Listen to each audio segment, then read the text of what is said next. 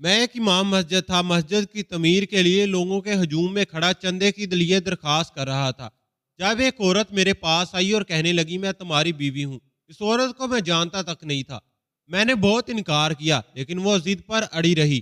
جب میں نے اس سے ثبوت مانگا تو اس نے ایک چیز دکھائی کہ میرے پیروں تلے سے زمین نکل گئی۔ میری عمر 30 سال تھی لیکن میری شادی ابھی تک نہیں ہوئی تھی۔ میں امام مسجد تھا اور مسجد سے منسلک ایک چھوٹے سے کمرے میں رہتا تھا۔ لوگوں میں میری عزت بہت تھی۔ ہماری مسجد ابھی زیر تعمیر تھی اور مسجد کے برابر والے رہنے والے گھر کے رہائشیوں نے بھی اپنے مسجد کے لیے واقف کر دیے تھے۔ مسجد کے لیے چندہ اکٹھا کرنے کا کام میرا تھا۔ میں عشاء کے بعد کچھ دیر کے لیے لوگوں کو اس بات کی رتبت دلاتا کہ وہ مسجد کی تعمیر میں اپنا حصہ ڈالیں۔ کافی لوگوں نے پیسے دینے شروع کر دیے تھے۔ بہت سے لوگ جو لاکھوں روپے دینے آتے تو لکھ پڑھ مجھ سے ضرور کرواتے تھے کہ ان کا پیسہ مسجد کے علاوہ کہیں اور نہ لگ سکے، کیونکہ وہ سب پیسے میرے پاس ہی موجود ہوتے تھے۔ مغرب کے بعد میں کچھ دیر باغ میں چہل قدمی کے لیے ضروری چلا جاتا تھا۔ باقی میرا سارا دن مسجد کے کاموں میں گزر جاتا تھا۔ عشاء کے بعد ہی اپنے کمرے میں جاتا تھا۔ اب بھی مغرب پڑھ کر جب میں گھر سے نکلا تو بہت سے لوگ مسجد کے لیے مجھے پیسے دینے لگے۔ ابھی ان سے باتوں میں مصروف تھا کہ ایک لڑکی سب مردوں کے بیچ راستہ مانگتے ہوئے میرے سامنے کھڑی ہوگی۔ کہنے لگی مجھے آپ سے بہت ضروری بات کرنی ہے۔ دیکھنے میں خوبصورت اور جوان تھی، کالی چادر لیے ہوئے تھی، چہرے پر کوئی پردہ نہیں تھا۔ عورت کو دیکھ کر مرد پیچھے ہٹ گئے۔ مجھے لگا شاید کوئی دینی مسئلہ پوچھنے آئی ہوگی یا پھر کوئی وظیفہ پوچھنا ہوگا، یا ہو سکتا ہے مسجد کے لیے کوئی چندہ دینا ہوگا۔ تو میں نے کہا جی محترمہ فرمائیے کیا خدمت کر سکتا ہوں آپ کی۔ کہنے لگی کیوں جان بننے کی کوشش کر رہے ہیں، میں آپ کی بیوی ہوں۔ یہ سن کر تو میں ایک دم سے دنگ رہ گیا۔ یہ کیا کہہ رہی تھی؟ میری تو ابھی تک شادی نہیں ہوئی تھی اور میں اس عورت کو جانتا تک نہیں تھا، بلکہ میں نے تو اسے پہلی بار دیکھا تھا۔ میں نے کہا آپ کا دماغ تو درست ہے، آپ ہوش میں تو ہیں، کیا کہہ رہی ہیں؟ مجھے تو اس لڑکی کی بات سن کر اپنی عزت کے لالے پڑے گئے۔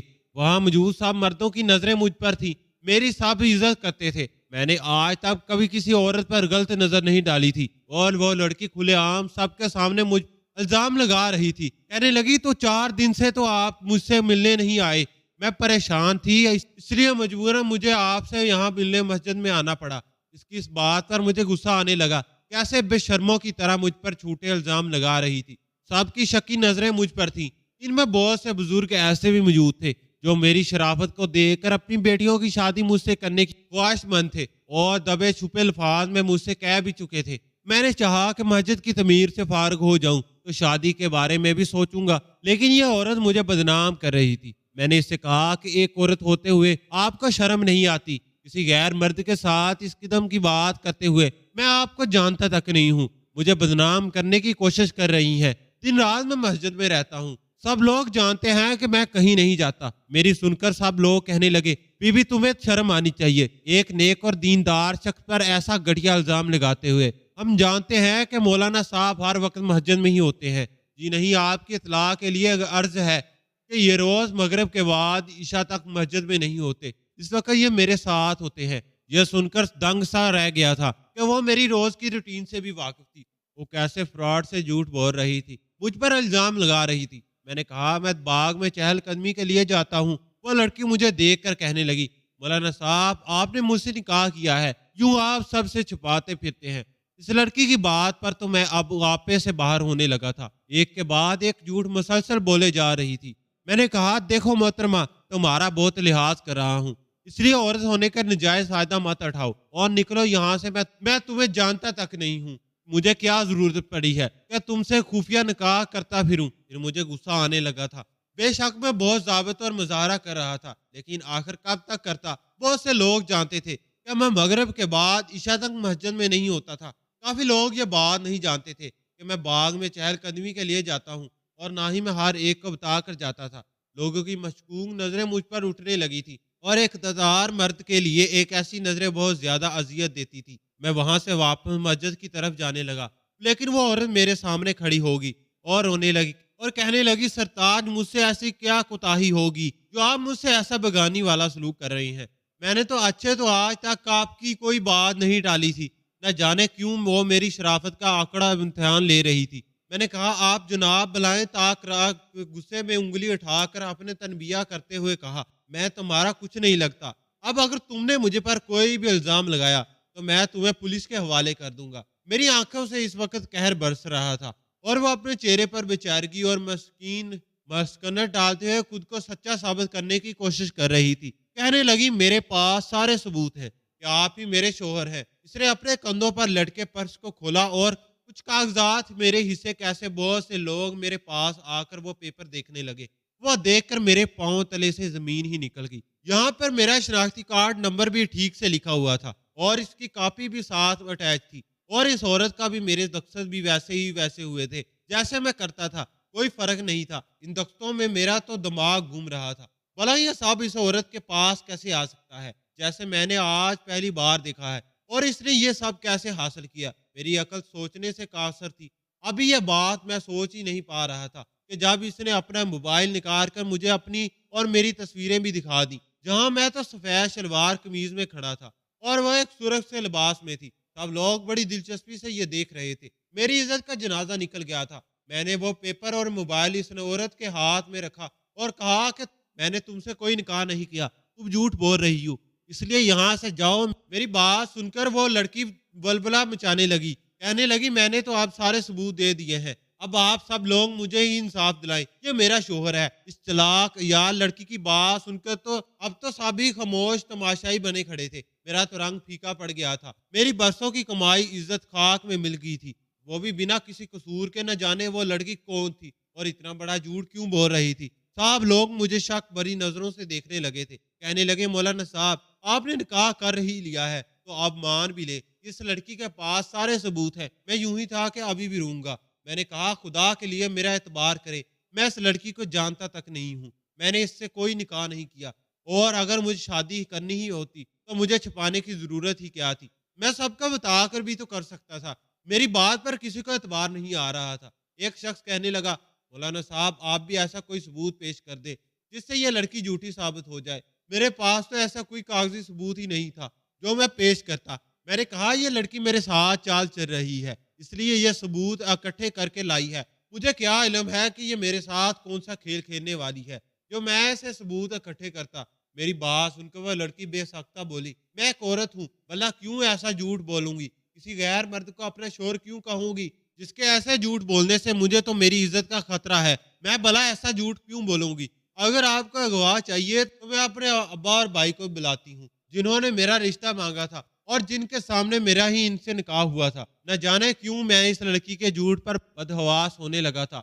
इस लड़की ने फोन करके दो मर्दों को बुला लिया जो इस लड़की के साथ देने लगे। बहस तफील हो चुकी थी। बहुत से इमाम और मुफ्ती भी जमा हो गए। निकाह नामे पर हुकूमत की स्टैंप भी मौजूद थी। निकाह नामा असली था, सारे सबूत ठीक थे, शक की कोई गुंजाइश ही नहीं थी। अब मुफ्ती हजरात मुझे शक भरी नजरों से देख रहे थे। फिर दो मौलाना जो मेरे साथ भी थे मुझे अलग कमरे में ले गए। कहने लगे, जफर अगर तुमसे कोई गलती होगी है और तुमने छुप छुपा कर निकाह कर लिया है और अब अपनी इज्जत की खातिर मुकर रहे हो, देखा इनके पास सबूत मौजूद है, तुम मान जाओ हम बात संभाल लेंगे। मेरी आंखें भर आई। मैंने इनके सामने हाथ जोड़कर कहा कि मैंने इस लड़की से कोई निकाह नहीं किया। आप लोग क्यों मुझे झूठा साबित कर रहे हैं। मैं कैसे किसी लड़की को बिना निकाह के साथ अपने साथ रख सकता हूँ। कहने लगे, निकाह नामा असली है, शनाख्ती कार्ड का नंबर भी तुम्हारा दुरुस्त है, साइन तुम्हारे बिल्कुल वही है, तुम्हारी तस्वीर इस लड़की और इसके साथ इसके वालिद और भाई के साथ मौजूद है।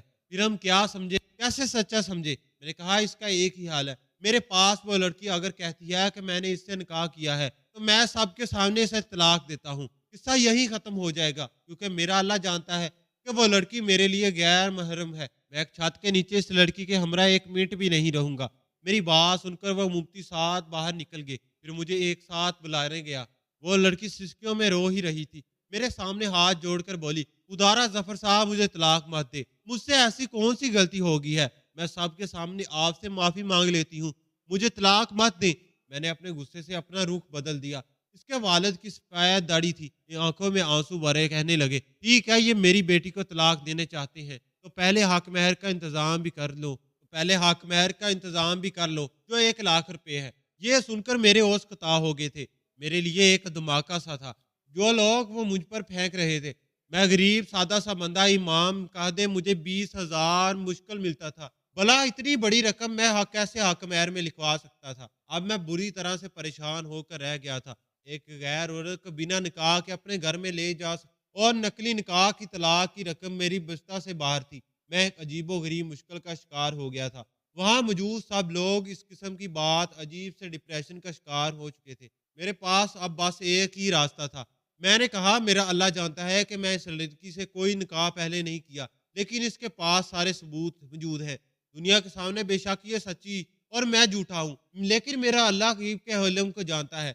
मैं इस लड़की से पहले कोई निकाह नहीं किया। जो रकम हक महर इस लड़की ने लिखवाई है वो मेरे बस्ता से बाहर है, इसलिए आप मेरा इससे निकाह पढ़वा दें। हालांकि मैं इसे घर हरगज नहीं ले जाऊंगा। फिर यही तय कर पाया कि निकाह को दोबारा कर दिया जाए। मेरा निकाह हास लड़की से पढ़वा दिया गया, जिससे मुझे कुछ देर पहले ही शदीद नफरत हो गई थी। ऐसी जिल्लत तो मैंने कभी सोची भी ना थी। मैं इसे मस्जिद के मुंसलिक कमरे में ले आया जहां मैं रहता था।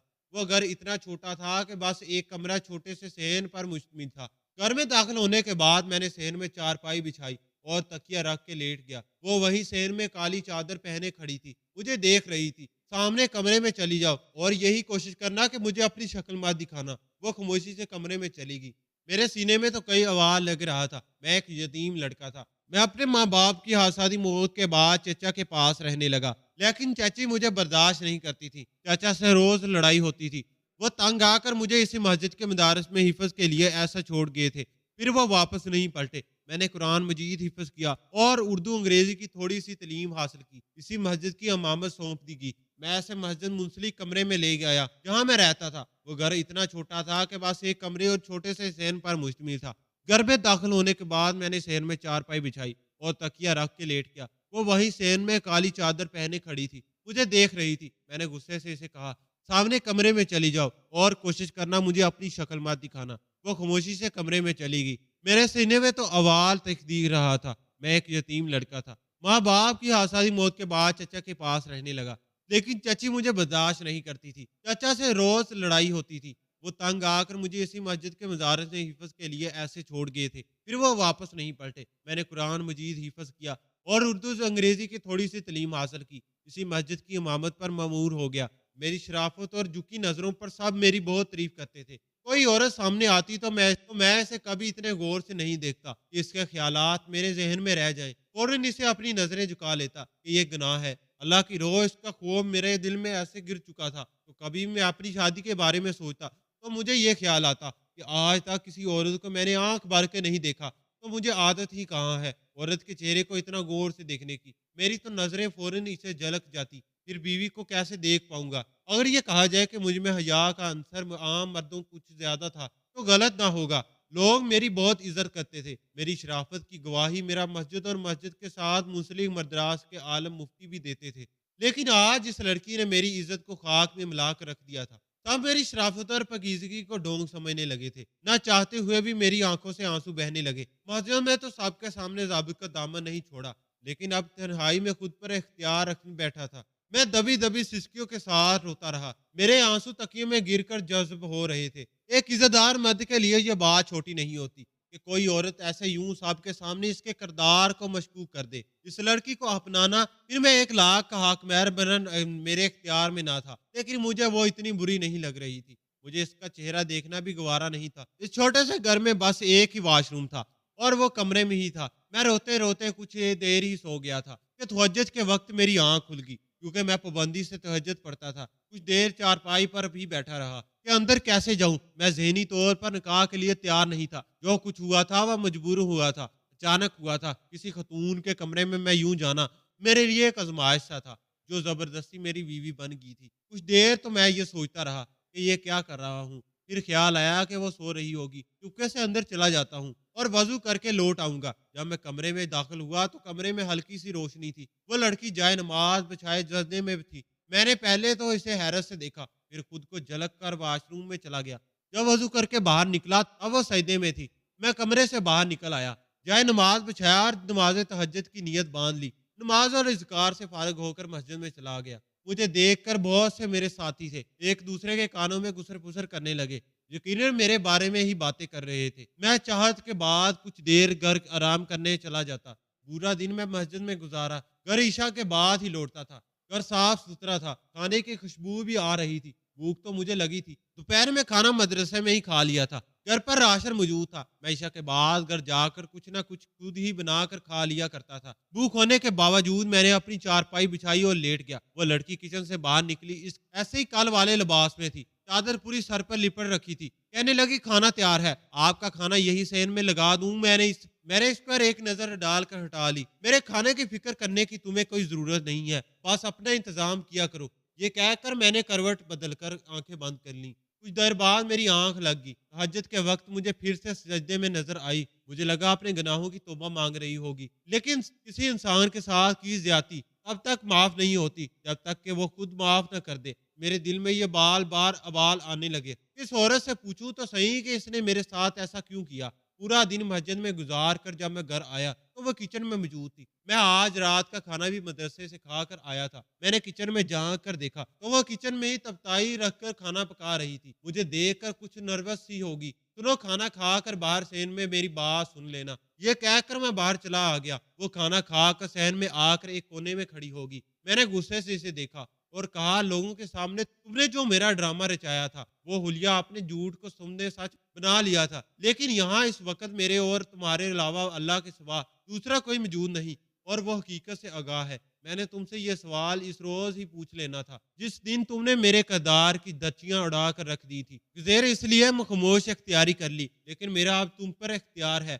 मैंने तुम्हारा क्या बिगाड़ा था जो तुमने मेरे साथ ये सब किया। मेरी बात सुनकर वो रोने लगी। कहने लगी, मुझे माफ कर दे, मेरे पास भी दूसरा कोई रास्ता नहीं था, मैं आपको वजह नहीं बता सकती। ये कहकर वो कमरे में चली गई। चंद दिन बाद मैंने इसे चंद जोड़े ला कर दिए, क्योंकि वो 4-5 दिन से इसी लिबास में मलबूस थी। जो जिम्मेदारी तो मेरी ही थी। रात को जब मैं तहज्जुद के लिए उठा तो पूरा वजूद दर्द से चूक रहा था। मुझे महसूस हुआ कि मुझे बुखार है। मेरा जिस्म तप रहा था। मुश्किल मैंने फजर पड़ी और घर लौट आया। मुझे तेज बुखार हो चुका था। मैं सेन की चारपाई पर ही लेट गया। मेरी बीवी ने जब मुझे यूं बीमार देखा तो मेरा बहुत ख्याल रखने लगी। इस वक्त भी बेबस था, क्योंकि बुखार की शिद्दत की वजह से इसके सहारे की मुझे बहुत जरूरत थी। मुझे वो दुआ भी खुद देती, खाना नाश्ता भी बना कर देती। रात भर मेरी तमादारी में जागती रहती थी। ना चाहते हुए भी मेरा दिल इसकी तरफ मायल होने लगा। बस एक ही सवाल मुझे चैन नहीं लेने देता था, किसने मेरे साथ ऐसा क्यों किया। चंद दिन बाद मैं ठीक हो गया। रात को जब मैं घर आया तो पहली बार खाना इससे खुद मांगा। वो खुशी से चहकने लगी। वो ना इसने खाना गर्म करके मेरे सामने रख कर वो वहां से जाने लगी। मैंने कहा, इधर मेरे पास बैठकर मेरे साथ खाना खाओ। मेरी बात सुनकर और खुशगवार हैरत से देखने लगी। चुपचाप मेरे सामने दस्तरखान पर बैठ गई। मैं इसे गाहे बगाहे इसे देखने लगा। अच्छी खासी खूबसूरत थी। अब तक मैं इसे जितना जान पाया था वो बुरी नहीं थी। फिर वही सवाल, इसने ये तरीका क्यों अपनाया। खाने के बाद वो किचन में बर्तन धोने लगी। मैंने अपने लिए आज चारपाई नहीं बिछाई थी। मैं अपने कमरे में जाकर लेट गया। रात को जब वो कमरे में आई तो हद दर्जा घबराई हुई थी। इसे देखकर मैं उठकर बैठ गया। मैंने इसे कहा, इधर मेरे पास आकर बैठो। वो छोटे छोटे कदम उठाती हुई मेरे पास आकर बैठ गई। मैंने इसका हाथ थाम लिया, जो इस वक्त बर्फ की मानन ठंडा हो रहा था। बहुत प्यार खरूर अपनियत से मैंने बात शुरू की। तुम अब मेरी बीवी हो और मैं तुम्हारे साथ रिश्ते की इब्तिदा करना चाहता हूँ, लेकिन इसके लिए जरूरी है हमारे दरमियान कोई झूठ और धोखा शामिल ना हो। हम सच बोलकर अपने रिश्ते को शुरू करेंगे। मैं तुम्हारी हर गलती को माफ कर दूंगा। ये मुझ पर जैसे किसी शख्स के नामुमकिन सी बात है, जिसके लिए इसकी इज्जत सबसे पहले अहमियत इकट्ठी थी। लेकिन तुमने मेरी खिदमत बहुत की है। तुम अच्छी आदत और अतवार की मालिक हो, लेकिन मुझे सच जानना है। मेरी बात सुनकर इसने नजरें बदल ली थी। फिर कहने लगी, हमारा छोटा सा घर इस पार्क के सामने है, जहाँ आप मगरिब के बाद आते थे। मैं वहाँ आपको रोज देखती थी। आप बहुत शरीफ इंसान थे। मेरे वालिद एक मोची हैं। भाई अभी गवर्नमेंट स्कूल में पढ़ रहा है। मेरे लिए रिश्ते तो बहुत आते थे, लेकिन मेरे वालिद के पास मुझे देने के लिए जहेज नहीं था। मेरे पास एक मोबाइल मौजूद था, जिससे मैं आपकी तस्वीरें खींचती रहती थी। जब भी आप मगरिब के बाद पार्क नजरें झुका कर बैठ जाते, मैं आपकी तस्वीरें खींच लेती। एक बार एक मोहल्ले की बदमाश की मुझ पर नजर पड़ गई। वो अब्बा को धमकियां देने लगा कि अगर तुमने अपनी बेटी की शादी मुझसे ना की तो इसे उठा कर ले जाऊंगा। अब्बा बहुत परेशान थे। मैंने अम्मा से कहा, अब्बा से कहे कि मेरी शादी मस्जिद के इमाम साहब से करवा दे। अब्बा ने मस्जिद के एक शख्स से बात भी की थी, लेकिन आपने शादी से मना कर दिया। मैंने आपकी तस्वीरों को अपने और अपने भाई की वालदैन की तस्वीरों के साथ जोड़ लिया। मैंने अपने भाई से कहा कि किसी भी तरीके से ये वो आप साइन हासिल कर ले। मेरा भाई मदरसे में चंदा देने के बहाने आपके पास आया था। इस वक्त रश बहुत था। इसने आपसे कहा कि वो एक मकबूल रकम आपको देगा, लेकिन आपको इन सहाफत पर साइन करना पड़ेगा। میں نے لکھا ہے کہ آپ حالانکہ کہیں گے یہ پیسہ مسجد کی تعمیر میں ہی استعمال ہوگا، مسجد کی آڑ میں اسے اپنے استعمال میں نہیں لیا جائے گا۔ آپ کے پاس اس وقت رش بہت زیادہ تھا، آپ نے بنا پڑھے ہی اپنے سائن نکاح نامے پر کر دیے، شناختی کارڈ نمبر بھی اور کاپی بھی اٹیچ کر دی، کیونکہ وہاں بہت سے لوگ بڑی بڑی رقم دینے سے بہت پہلے ہی لہجہ عمل اختیار کر رہے تھے۔ میرا بھائی رش سے فائدہ اٹھا کر آپ سے سائن کروا کر وہاں سے آ گیا۔ جس دن یہ ڈرامہ رچایا اسی دن رات کو وہ بدماش مجھے لے جانے کی دھمکی ابا کو دے کر گیا تھا۔ میں جانتی تھی آپ نیک انسان ہیں، مجھ سے نکاح کیے بنا آپ گھر نہیں لے کر جائیں گے۔ اپنی نیک نامی اور شرافت کی تعزیر کر ہم سب گھر والے سن رکھے تھے۔ اس کی باتیں سن کر مجھے حیرت ہوئی تھی، لیکن یہ بھی بہت احساس ہوا تھا اس نے جو کچھ بھی کیا اپنے بچاؤ کے لیے کیا تھا۔ میں نے اسے معاف کر دیا اور ہم ہنسی خوشی زندگی گزارنے لگے۔ ایک سال بعد اللہ تعالیٰ نے ہمیں رحمت سے بیٹی سے نوازا۔ میری بیوی بہت نیک اور تہجد گزار ہے، میرا بہت خیال رکھتی ہے اور ہماری زندگی اب خوشی خوشی گزرنے لگی ہے اور